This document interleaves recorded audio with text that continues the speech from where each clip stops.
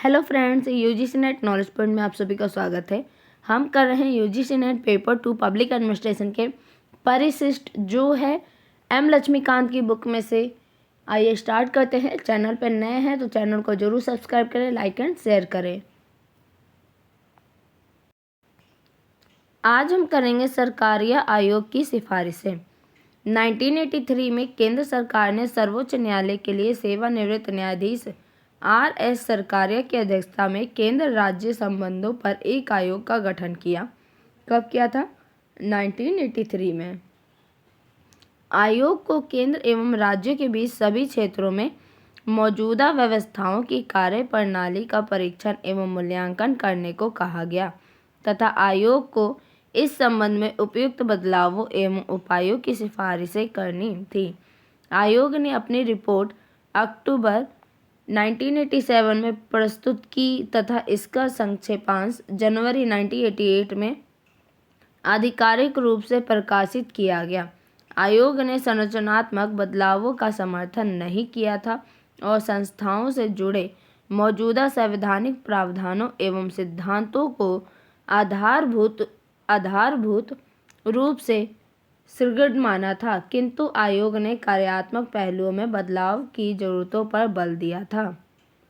आयोग ने यह अवलोकन किया कि संघवाद एक स्थिर संगठनात्मक अवधारणा की तुलना में सहकारी क्रिया के लिए एक कार्यात्मक व्यवस्थापन अधिक है।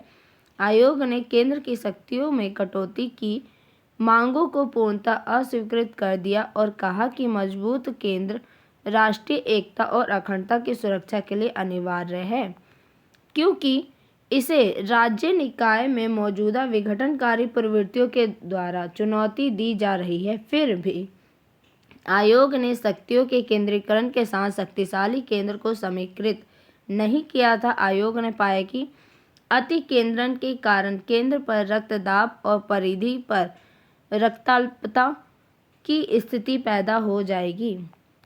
आयोग की सिफारिशें क्या थी? आयोग ने केंद्र राज्य संबंधों को सुधारने के लिए 247 सिफारिशें प्रस्तुत की, जिनमें से कुछ महत्वपूर्ण सिफारिशें निम्नलिखित है। कौन कौन सी सिफारिशें हैं? फर्स्ट है, अंतर सरकारी परिषद के नाम से अनुच्छेद 263 के अधीन एक स्थायी अंतर राज्य परिषद की स्थापना की जानी चाहिए। सेकंड है, अनुच्छेद 356 राष्ट्रपति शासन का प्रयोग अति किफायती रूप से किया जाना चाहिए और यह केवल उसी स्थिति में लागू होना चाहिए जब सभी वैकल्पिक उपलब्ध उपाय निष्फल हो जाए, यानी जो भी वैकल्पिक उपाय है वो काम में ना आए तब इसे लागू करना चाहिए। थर्ड है, अखिल भारतीय सेवाओं को और अधिक मजबूत किया जाना चाहिए और इस प्रकार की कुछ और सेवाओं का गठन किया जाना चाहिए। फोर्थ, करारोपण की अवशिष्ट शक्तियों को संसद में ही निहित रखा जाए जबकि अन्य अवशिष्ट शक्तियों को समवर्ती सूची में रखा जाना चाहिए। फिफ्थ पॉइंट है, जब राष्ट्रपति राज्य विधेयकों को अपनी सहमति के लिए विचाराधीन रखता है तब उसके कारण पर राज्य सरकार के साथ विचार विमर्श किया जाना चाहिए। 6 पॉइंट है, राष्ट्रीय विकास परिषद का पुनर्गठन राष्ट्रीय आर्थिक एवं विकास परिषद के रूप में किया जाना चाहिए। 7 पॉइंट है, क्षेत्रीय परिषद को नवीन रूप से गठित किया जाना चाहिए और संघवाद की भावना के प्रोत्साहन के लिए इन्हें पुनः सक्रिय किया जाना चाहिए। 8 पॉइंट है, केंद्र को राज्यों की सहमति के बिना भी अपने सशस्त्र बलों की तैनात करने की शक्ति होनी चाहिए। फिर भी यह अपेक्षणीय है कि राज्यों के साथ परामर्श किया जाए। 9 पॉइंट है, समवर्ती सूची के किसी विषय पर कानून बनाने से पहले राज्यों के साथ केंद्र को परामर्श करना चाहिए। 10 पॉइंट है, राज्य के राज्यपाल की नियुक्ति के संबंध में उस राज्य के मुख्यमंत्री के साथ परामर्श करने की प्रक्रिया को संविधान में शामिल किया जाना चाहिए। 11 पॉइंट है, निगमित कर के शुद्ध आगामों को राज्य के साथ अंशभागिता योग्य बनाया जा सकता है। 12 पॉइंट है, राज्यपाल मंत्रिपरिषद को तब तक भंग नहीं कर सकता जब तक कि इसे विधानसभा में बहुमत प्राप्त हो। 13 पॉइंट है, एक राज्य में राज्यपाल का कार्यकाल 5 वर्ष का होना चाहिए और कुछ बाध्यकारी कारणों के अलावा इसमें कटौती नहीं की जानी चाहिए। 14 पॉइंट है, संसद द्वारा की गई मांग की स्थिति में ही एक राज्य के मंत्री के विरुद्ध जांच आयोग का गठन किया जाना चाहिए।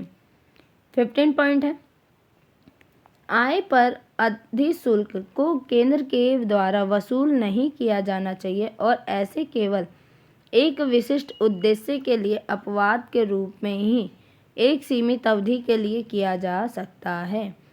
16 पॉइंट है, वित्त आयोग और योजना आयोग के बीच कार्यों का वर्तमान विभाजन तर्कसंगत है और इसे जारी रखा जाना चाहिए। 17 पॉइंट है, त्रिभाषा सूत्र को इसकी सच्ची भावना के साथ एक रूपता के साथ लागू किया जाना चाहिए।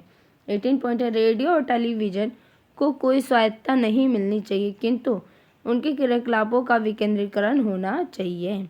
19 पॉइंट है, राज्यों के पुनर्गठन की केंद्र की शक्ति और राज्यसभा की भूमिका में कोई परिवर्तन जरूरी नहीं है। 20 पॉइंट है, भाषाई अल्पसंख्यकों के लिए आयुक्त को सक्रिय किया जाना चाहिए। 6 पॉइंट है, विभागीकरण 4 आधारों की तुलना। फर्स्ट है कार्य द्वारा विभागीकरण यानी कार्यात्मक विभागीकरण। इसके लाभ और हानियाँ। लाभ क्या है, कार्य का तार्किक प्रतिबिंब है यानी जो कार्य है उसका तार्किक प्रतिबिंब है। सेकंड है प्रमुख कार्यों की प्रतिष्ठा और शक्ति को बनाए रखना और अति विशेषज्ञता। थर्ड है व्यावसायिक विशेषीकरण की सिद्धांत का अनुसरण। फोर्थ है प्रशिक्षण की सरलीकरण शीर्ष पर होता है। और फिफ्थ है शीर्ष पर कड़े नियंत्रण के साधनों को उपसंस्कृत करना अनुकूलन। हानियाँ क्या है, फर्स्ट समग्र कंपनियों उद्देश्यों पर बल न देना। सेकंड है मूलभूत कार्मिकों के संकुचन दृष्टिकोण। थर्ड है कार्यों के बीच समन्वय में कमी। फोर्थ है लाभों के लिए उत्तरदायित्व केवल। फिफ्थ है पर्यावरण में बदलाव के लिए धीमा। और सिक्स्थ है महाप्रबंधकों का सीमित विकास। सेकंड है भूप्रवेश द्वारा विभागीकरण पारदेशिक विभागीकरण यानी पारदेशिक विभागीकरण। लाभ और हानियाँ क्या है,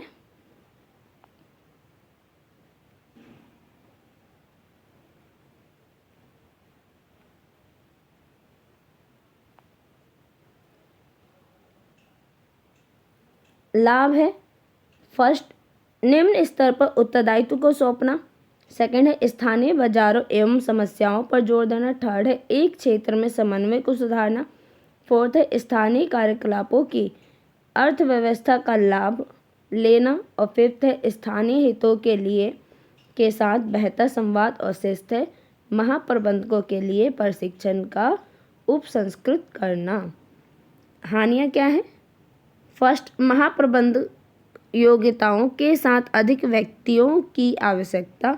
सेकंड आर्थिक केंद्रीय सेवाओं के रखरखाव को कठिन बनाने की प्रवृत्ति और क्षेत्रीय स्तर पर खरीदारी अथवा कार्मिक जैसे सेवाओं की आवश्यकता। थर्ड है शीर्ष प्रबंधन के लिए नियंत्रण अधिक कठिन हो जाता है।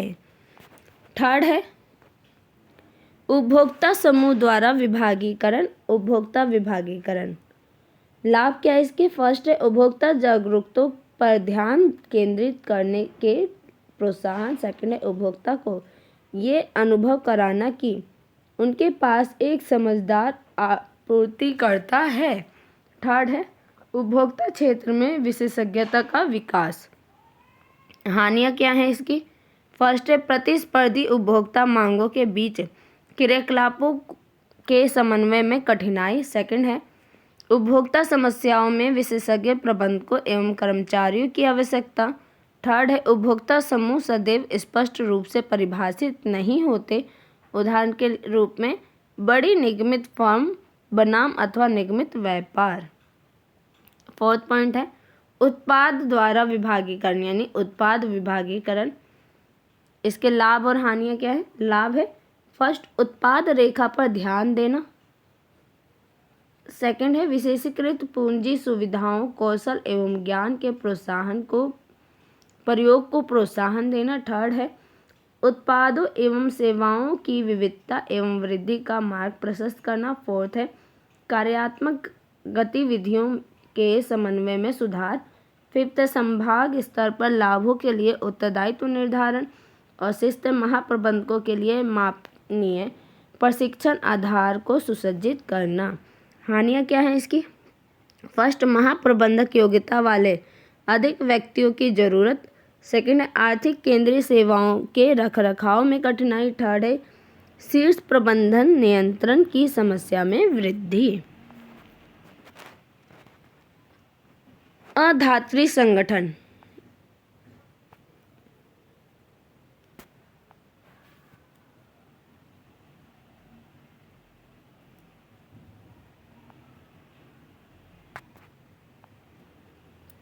क्या है? विभागीकरण का एक अन्य अधात्री या संजाल संगठन अथवा परियोजना या उत्पाद प्रबंधन है।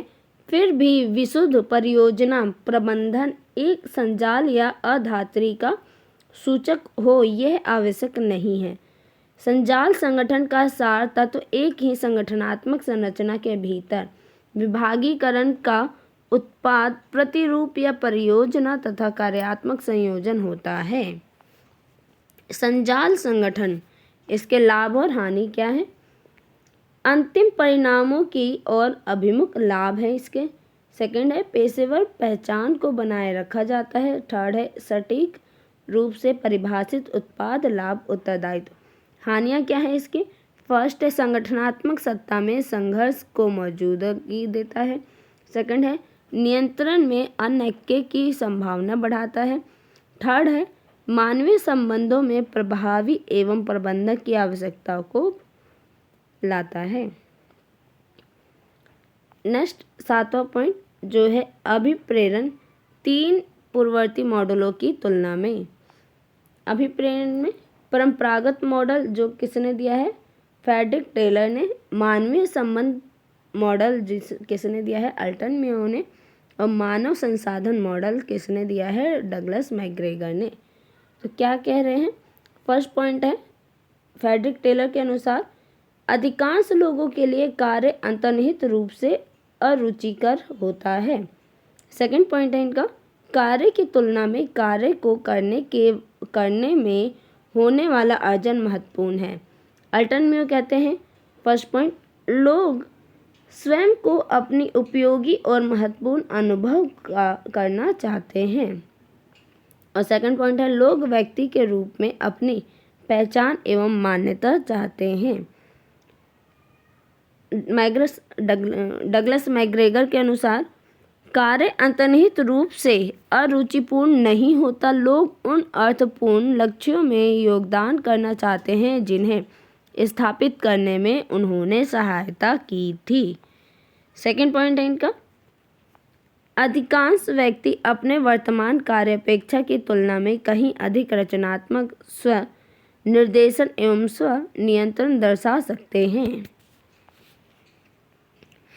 थर्ड पॉइंट है कुछ ही लोग ऐसा कार्य, ये किसके अनुसार है? फ्रेडरिक टेलर के अनुसार। अभी हम क्या कर रहे हैं? अभिधारणाएं कर रहे हैं।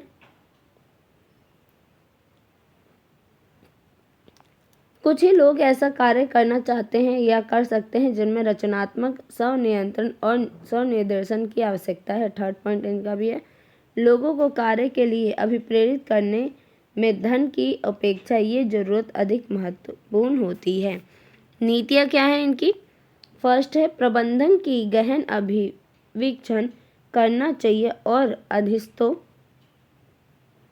पर नियंत्रण रखना चाहिए। इनका फर्स्ट पॉइंट है अल्टन मेयो के अनुसार फर्स्ट है प्रबंधन को प्रयास करना चाहिए कि प्रत्येक कर्मचारी स्वयं को उपयोगी और महत्वपूर्ण अनुभव करे। और डगलस मैकग्रेगर के अनुसार फर्स्ट पॉइंट है प्रबंधन को संसाधनों का अधिकतम उपयोग सुनिश्चित करना चाहिए। सेकंड पॉइंट है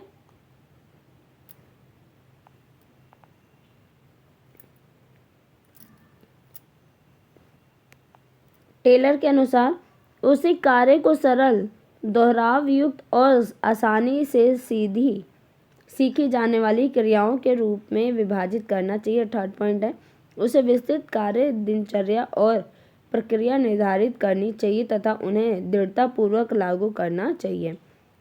अल्टन मेयो के अनुसार उसे अधीनस्थों को सूचित करना चाहिए और योजनाओं के बारे में उनकी आलोचनाओं को सुनना चाहिए। थर्ड पॉइंट है, प्रबंधक को रोजमर्रा के मामलों में अधीनस्थों को आंशिक स्वनिर्देशन और स्वनियंत्रण की अनुमति देनी चाहिए। डगलस मैकग्रेगर के अनुसार सेकंड पॉइंट है, उसे एक ऐसे पर्यावरण का निर्माण करना चाहिए जिसमें सभी सदस्य अपनी योग्यता के अनुसार योगदान कर सके।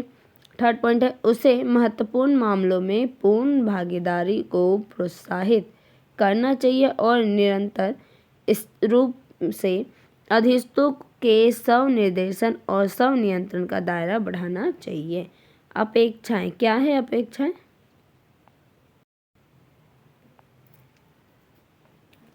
फर्स्ट पॉइंट है, टेलर के अनुसार यदि वेतन आकर्षक है और बॉस निष्पक्ष है तो व्यक्ति कार्य को सहन शक्ति के साथ कर सकता है। सेकंड है, यदि कार्य पर्याप्त सरल है और लोग गहन रूप से नियंत्रण है तो वे मानक उत्पादन करेंगे।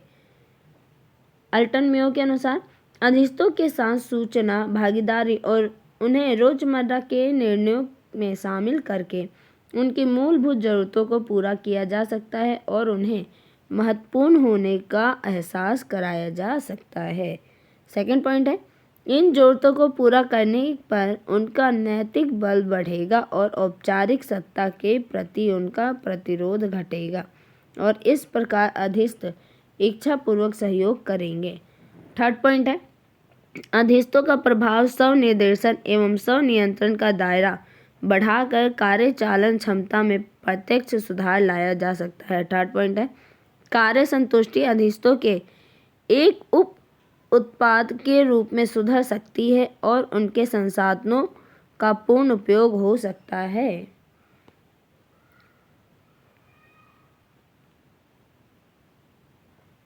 एट पॉइंट है,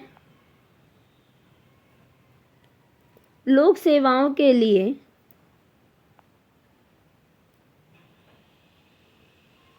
ASPA स्पा की आचार्य संहिता क्या है?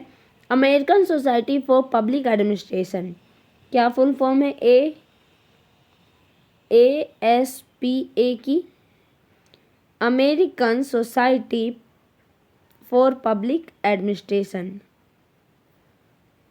की स्थापना 1939 में वाशिंगटन DC में की गई थी। यह सरकार के सभी स्तरों पर लोक प्रशासन में पेशेवरों एवं शिक्षकों का प्राथमिक संगठन है। ये लोक प्रशासन से जुड़ी अमेरिका की सबसे महत्वपूर्ण पत्रिका पब्लिक एडमिनिस्ट्रेशन रिव्यू को प्रायोजित करता है। एस्पा ने लोक सेवाओं के लिए एक आचार संहिता तैयार की है जो निम्नलिखित बातों पर जोर देता है। किस बातों पर? जनहित की पूर्ति, स्वयं के हितों की पूर्ति से परे जाकर जनहित की पूर्ति करना। एस्पा के सदस्य निम्नलिखित के प्रति प्रतिबद्ध होते हैं।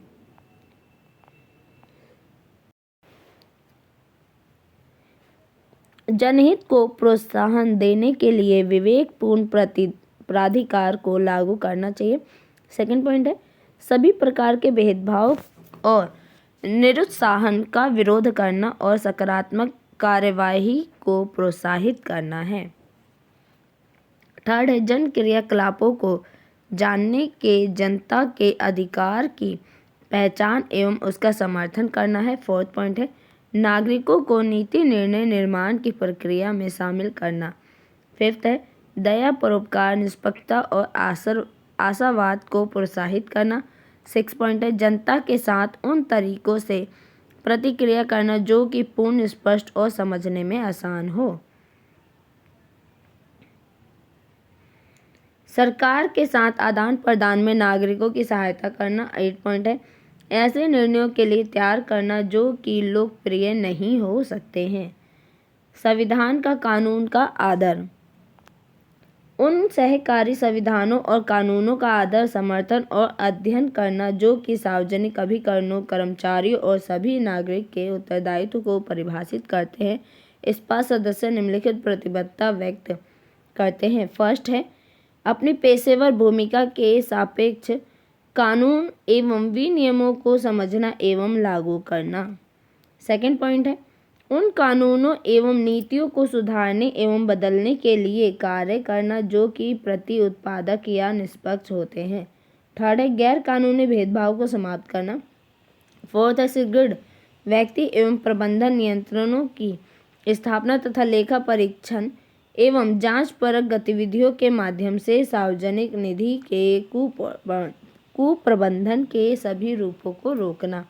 फिफ्थ पॉइंट है विशेषाधिकार युक्त सूचना का सम्मान एवं संरक्षण करना।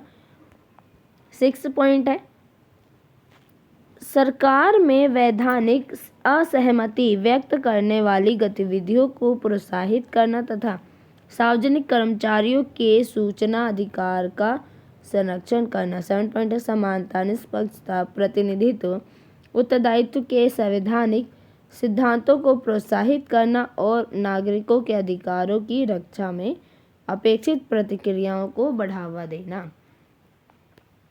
व्यक्ति सत्यनिष्ठा का प्रदर्शन जन विश्वास को प्रेरित करने वाली सभी गतिविधियों में उच्चतम मानकों को प्रदर्शित करना और सार्वजनिक सेवा में विश्वास करना। एस्पा सदस्य निम्नलिखित के लिए प्रतिबद्ध होते हैं। फर्स्ट है सत्य, निष्ठा और ईमानदारी को बनाए रखना तथा तस्करी, पद या निजी लाभ के लिए इनके साथ कोई समझौता न करना। सेकंड पॉइंट है यह सुनिश्चित करना कि सभी को उनके कार्य एवं योगदानों के लिए श्रेय प्राप्त हो। थर्ड है हितों के संघर्ष या इनके प्रकटाव जैसे कि भाई भतीजावाद, अनुचित बाहरी रोजगार, सार्वजनिक संसाधनों का दुरुपयोग या उपहारों को स्वीकार करना इत्यादि को उत्साहपूर्वक रोकना। फोर्थ है उच्चाधिकारियों, अधीनस्थों, सहकर्मियों और जनता का सम्मान। फिफ्थ है अपनी गलतियों की जिम्मेदारी स्वयं लेना और सिस्ट है बिना किसी गुटबंदी के आधिकारिक कार्यों को संचालित करना।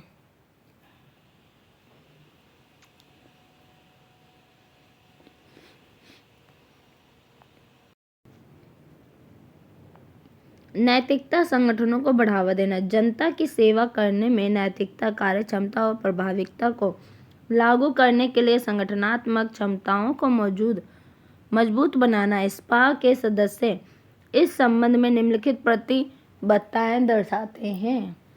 फर्स्ट पॉइंट है खुले संवाद, सृजनात्मक और समर्पण के लिए संगठनात्मक क्षमता को बढ़ाना। सेकंड पॉइंट है सार्वजनिक हित के लिए संस्थानात्मक निष्ठा को अधिस्थ बनाना। थर्ड ऐसी प्रक्रियाओं की स्थापना जिनके द्वारा नैतिक व्यवहार को प्रोत्साहन मिल सके और व्यक्ति तथा संगठन अपने आचरण के लिए जवाबदेह ठहराए जा सके। फोर्थ है संगठन के सदस्यों को प्रतिपीड़न के विरुद्ध सुरक्षोपाय एवं वैधानिक प्रक्रिया उपलब्ध कराना तथा उन्हें असहमति के लिए एक प्रशासनिक साधन उपलब्ध कराना। फिफ्थ पॉइंट है उन सिद्धांतों को प्रोत्साहित करना जो स्वेच्छाचारी और सनकपूर्ण कार्यवाहियों के विरुद्ध सुरक्षा प्रदान कर सके। 6 पॉइंट है समुचित नियंत्रण और प्रक्रियाओं के द्वारा संगठनात्मक जवाबदेही को प्रोत्साहित करना। 7 पॉइंट है संगठनों को एक सजीव दस्तावेज के रूप में एक आचार संहिता के अंगीकरण, वितरण और समकालिक समीक्षा के लिए प्रोत्साहित करना। पेशेवर उत्कृष्ट के लिए प्रयास, व्यक्तिगत क्षमताओं को मजबूत बनाना और अन्य लोगों के पेशेवर विकास को प्रोत्साहित करना। इस संबंध में इस्पा के सदस्य निम्नलिखित बातों के प्रति प्रतिबद्ध होते हैं। फर्स्ट पॉइंट है योग्यता के उन्नयन हेतु समर्थन एवं प्रोत्साहन उपलब्ध कराना। सेकंड है उभरते हुए मुद्दों एवं संभावित समस्याओं के संबंध में खुद को अद्यतन रखने की जिम्मेदारी को एक निजी कर्तव्य के रूप में स्वीकार करना। थर्ड है पेशेवर गतिविधियों एवं संघों में भागीदारी के लिए दूसरों का उनके संपूर्ण कार्यकाल के दौरान प्रोत्साहित करना। 4th पॉइंट है छात्रों के साथ मिलने का समय आवंटित करना और कक्षा अध्ययन तथा जन सेवाओं की वास्तविकताओं के बीच एक सेतु उपलब्ध कराना। 9 पॉइंट संविधान के स्रोत क्या है। फर्स्ट है 1935 का भारत शासन अधिनियम। ग्रहण की गई विशेषताएं क्या है। संघीय योजना, राज्यपाल का पद, न्यायपालिका, लोक सेवा आयोग, आपातकालीन प्रावधान और प्रशासकीय विवरण। ये किससे हुआ था तो 1945 के भारत शासन अधिनियम में ये सारी चीज़ें ग्रहण की गई थी। सेकंड पॉइंट है ब्रिटिश संविधान, संसदीय सरकार, विधि का शासन, वैधानिक प्रक्रिया, एकल नागरिकता, कैबिनेट प्रणाली, परमाधिकार याचिकाएं, संसदीय विशेषाधिकार और द्विसदनात्मक व्यवस्था ग्रहण की गई थी। थर्ड है संयुक्त राज्य अमेरिका का संविधान, मूलभूत अधिकार, न्यायपालिका की स्वतंत्रता, न्यायिक पुनर्वलोकन, राष्ट्रपति का महाभियोग, सर्वोच्च न्यायालय और उच्च न्यायालय के न्यायाधीशों को पद से हटाने की प्रक्रिया और उपराष्ट्रपति का पद। फोर्थ है आयरलैंड का संविधान, नीति निर्देशक सिद्धांत, राज्यसभा के सदस्यों का नामांकन और राष्ट्रपति के चुनाव की पद्धति। फिफ्थ पॉइंट है कनाडा का संविधान, एक सुदृढ़ केंद्र के साथ संघीय व्यवस्था, केंद्र में निहित अवशिष्ट शक्तियां, केंद्र द्वारा राज्यपालों की नियुक्ति तथा सर्वोच्च न्यायालय का परामर्शकारी अधिकार क्षेत्र। 6 पॉइंट है ऑस्ट्रेलिया का संविधान, समवर्ती सूची, व्यापार, वाणिज्य और समागम की स्वतंत्रता तथा संसद के 2 सदनों की संयुक्त बैठक। 7 पॉइंट है जर्मनी का वीमर संविधान, आपातकाल के दौरान मूलभूत अधिकारों का निलंबन। 8 पॉइंट है सोवियत संघ, वर्तमान रूस का संविधान, मूलभूत कर्तव्य और तथा प्रस्तावना में सामाजिक, आर्थिक और राजनीतिक न्याय के आदर्श। 9 पॉइंट है फ्रांसीसी संविधान, जिसमें क्या है गणतंत्र तथा प्रस्तावना में स्वतंत्रता, समानता और भ्रातृत्व के आदर्श। 10 पॉइंट है दक्षिण अफ्रीका का संविधान, संविधान में संशोधन की प्रक्रिया तथा राज्यसभा के सदस्यों का चुनाव। 11 पॉइंट है जापानी संविधान, कानून के द्वारा स्थापित प्रक्रिया। आज के लिए वीडियो इतना ही। वीडियो अच्छी लगे तो लाइक कीजिए, शेयर कीजिए, सब्सक्राइब कीजिए। धन्यवाद।